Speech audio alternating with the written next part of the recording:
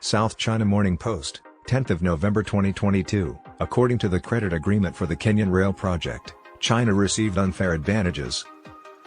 The Kenyan government has made certain information on loan arrangements with the Chinese bank public, demonstrating how Beijing gained the upper hand in funding a railway project 8 years ago. It was a component of China's debt trap BRI diplomacy. The loan was intended to trap Kenya in debt and allow China to run this infrastructure inside Kenya.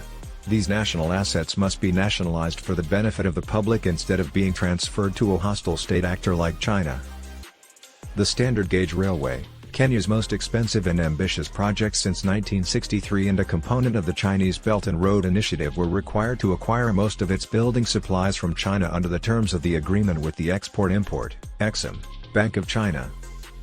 The deal also stipulated that the Kenyan government would not impose taxes on products and services purchased to construct the railway. Kenya obtained 3 loans to build the railroad connecting the port city of Mombasa with the capital city of Nairobi and an additional extension to the town of Naivasha in the Central Rift Valley.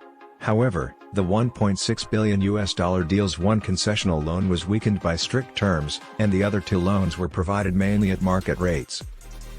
Photographed in 2019 at the Nairobi terminal of the Standard Gauge Railway line, which the Chinese government financed, is Wu Peng, who was Kenya's ambassador to China at the time. Image, Reuters. The Kenyan government has made certain information on loan arrangements with the Chinese bank public, demonstrating how Beijing gained the upper hand in funding a railway project 8 years ago.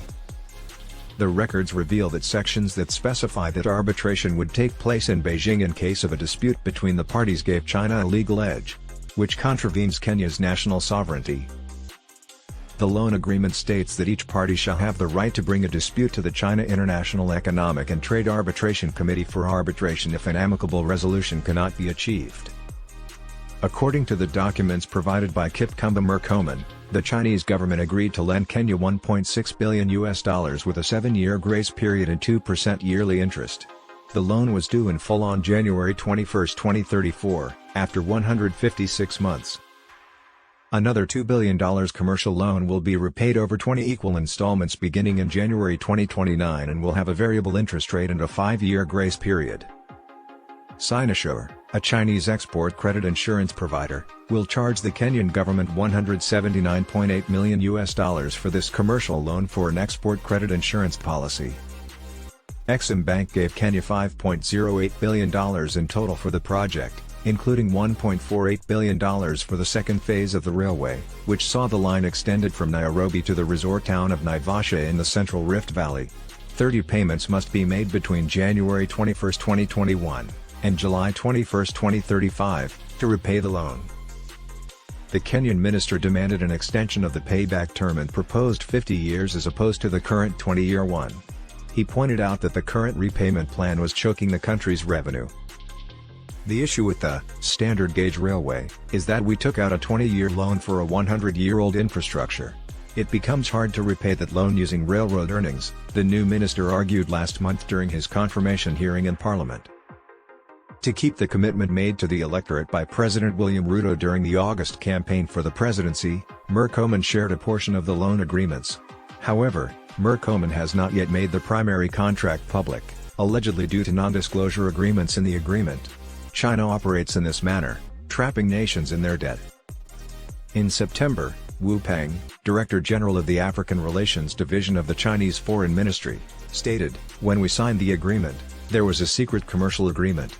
That is a very typical business practice. Chinese foreign minister who lied." Wu claimed that it would be in breach if Kenya made the agreement public. The foundation of conducting business is the spirit of the contract. How can we conduct business if the contract's nature is absent? The crucial question is whether it is Chinese policy to enslave the free people of Kenya. Kenya and the rest of the globe would benefit from awareness about China's questionable methods for enslaving the populace. In Kenya, the railway has been a topic of intense controversy and was central to the conversation during the most recent elections. After taking office in September, Ruto overturned a choice made by the Kenyan Port Administration to put all shipments going to Nairobi and beyond on the rail line. 8 months after the 2 agreements were signed, in January 2015, the construction of the Mombasa-Nairobi line began. Before traveling through Kampala, Uganda, and arriving in Kigali, Rwanda, it was intended to extend to the western border town of Malaba. It was finished in early 2017.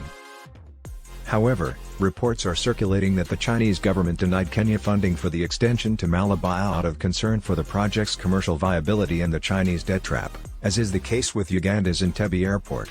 As a result, Uganda and Rwanda have yet to begin construction of their portions of the rail line. Kenya could take a cue from Ethiopia, which in 2018 successfully got a 20-year extension on payback for its Chinese-financed railroad.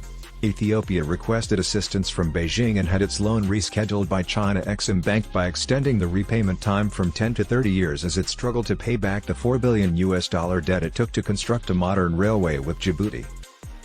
Kenya was one of the nations that benefited from a moratorium on loan repayment from China when COVID-19 struck in 2020.